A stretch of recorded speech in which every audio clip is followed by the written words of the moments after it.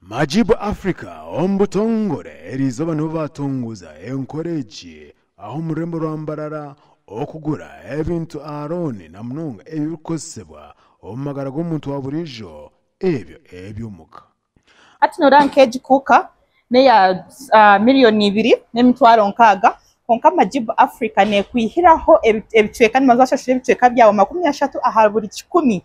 ubona kutwara ikintu cyawe nguko kuba nocenda tukereza omwanya g'umwaka gumwe ubona kuzishashura ozimarayo bwe nubaboryokwe netaga TV netaga kuka netaga ka fridge netaga bone bitu byo kwano yenda tunene moto kwesipasa kusia homwe no mu services zitwe zindi aba hamurundogo bakwatansa n'amaduka gabo kutekatekango gine bintebe ombwinje kandi ombika bitarukushana.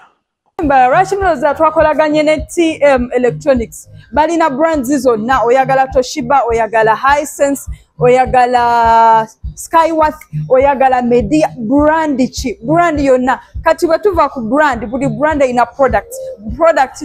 oyagala TV oyagala cooker oyagala washing machine oyagala home theater oyagala sound bar like name it oyagala fridge oyagala aba business mwagala freezer mwagala zino TV za display abagenda okola bu business obutono mwagala zino juice dispensers what do you buli chokwatako ebbeyi joyagala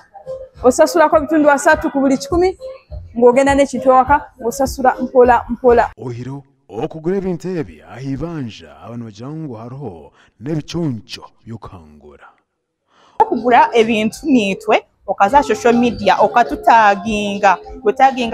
#Majibu Africa noza kwehangura ebirabo biro branded ebikugo Majibu Africa nka t-shirts nga bwa flaska nga za water bottles mwene ebintu bityo mwene byokwasa kukola so mu life yawe ninga kushi in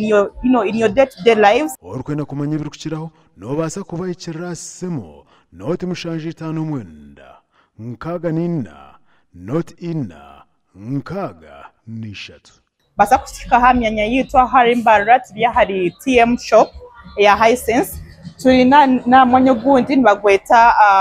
Rakani that is computer services na hano basa kubahikaho obihehe ebintu ebitwasa kubantu kusyaho nkitwa ba Majibu Africa